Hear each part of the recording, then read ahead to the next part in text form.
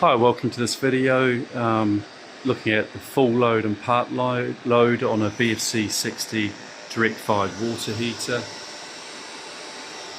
the moment we're on full load. CO2's 9%, O2's 5.1.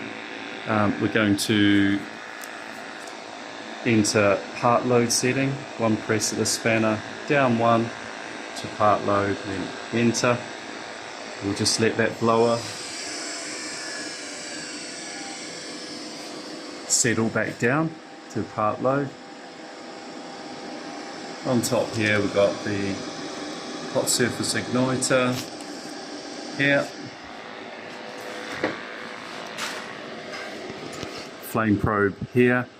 We don't have a microamps reading on the flame probe, but you could get your multimeter on measure the microamps in series here, just with the unit safely isolated. Interrupt the spade connector here, just put your lead into the spade connector female side and that side, and then on pull and part load you can measure your microamps. There we go. Now we're on part load. We'll just let this settle back down. All set.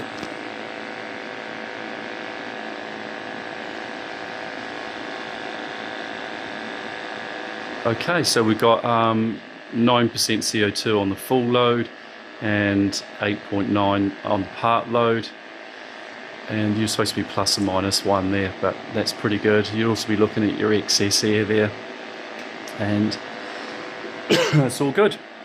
That's just a quick introduction to setting the part load, full load. So to enter the menu again, you just press the spanner once, up to service operation, enter, and choose full load or part load. Toggle between the two, make sure your set point's above, and that's it.